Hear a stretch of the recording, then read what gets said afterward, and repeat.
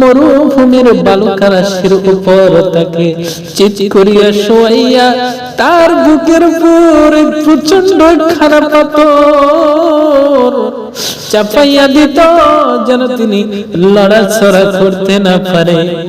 এই অবস্থায় সে পাষাণ হৃদয় উমাইয়া তাকে বলতো।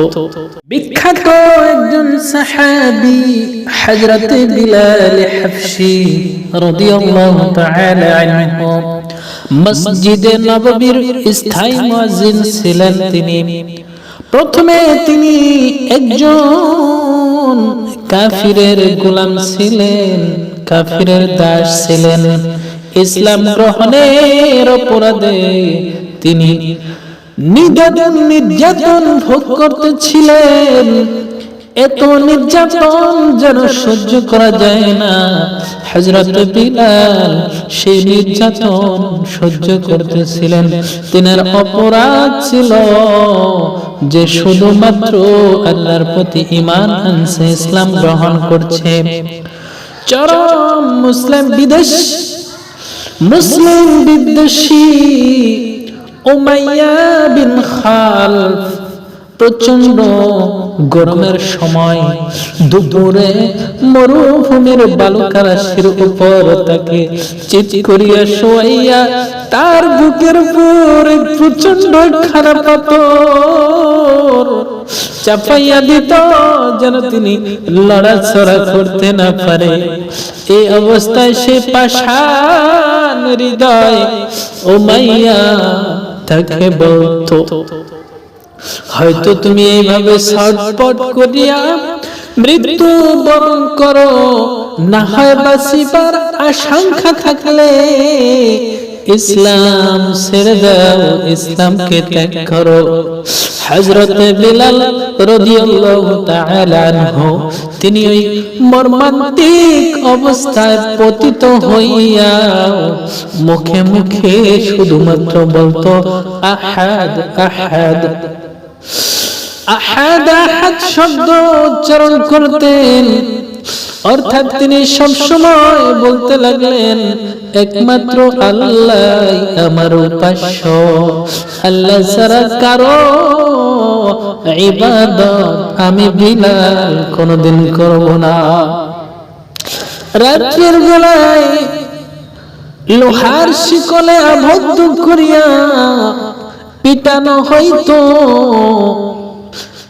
এবং পরের দিন ওই ক্ষত বিক্ষত শরীরকে মরুভূমির উত্তপ্ত বালুর উপর শোয়াইয়া এমন অসহ্য যন্ত্রণাদায়ক শাস্তি দিত যেন তিনি সেই অবস্থায় ইসলাম ছেড়ে দেন অথবা ছটফট করতে করতে মৃত্যু মুখে পতিত হয়, মরণ হয়ে যায়।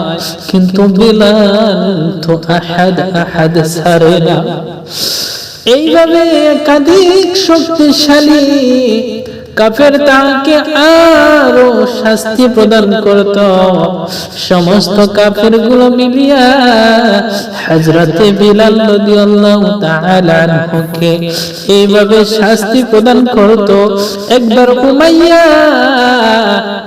আবার আবু জাহেল, অন্য একবার পাষণ্ডের নম্বর আসতো এবং প্রত্যেকে শাস্তি দিতে গিয়ে নিজের সম্পূর্ণ শক্তি ব্যয় করত। একদিন হযরত আবু বকর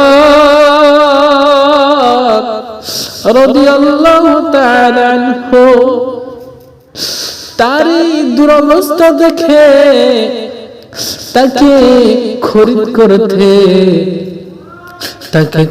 করিয়া আজাদ করিয়া নিয়ে গেল।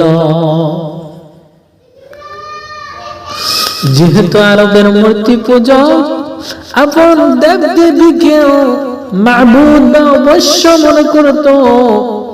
মাবুদ মনে করত, সেগুলোর মোকাবিলায় ইসলাম তাওহীদ বা একত্ববাদের শিক্ষা দিয়েছিল। অর্থাৎ হযরত বিলাল রাদিয়াল্লাহু তাআলা আনহুর মুখে আহাদ আহাদ শব্দ উচ্চারিত হইতো। এটা একটি চরম বন্ধুত্ব এবং প্রেমের নিদর্শন। তাই হযরতে আবু বকর রাদিয়াল্লাহু তাআলা আনহু হযরতে বিলাল রাদিয়াল্লাহু তাআলা আনহুকে এই পাশান উমাইয়ার হাত থেকে, এই কাফিরদের হাত থেকে আজাদ করিয়া নিজে এখান থেকে হযরত বিলালকে ছুটিয়ে নিয়েছে। সুবহানাল্লাহ। আমার ভাইরা, আমার বন্ধু, হযরত বিলাল এত কষ্ট করার পরেও নিজের ঈমানকে ছাড়ে নাই, নিজে কোনদিন ইসলামের পথ থেকে ছুটে যান নাই। আর আমরা কোন ধরনের কষ্ট ছাড়াই আমরা মালিককে কেমনে ভুলিয়া যাই। মালিক বলে ঈমান আনছো, ঈমান আনার পরে নেক আমল করো, তাহলেই তোমার জন্য জান্নাত আমি আল্লাহ রেখে দিয়েছি।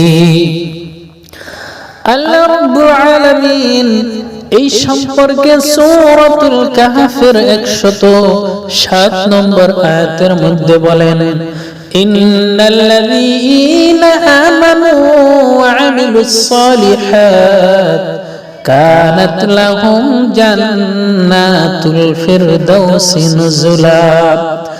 যারা তোমরা ঈমান আনছো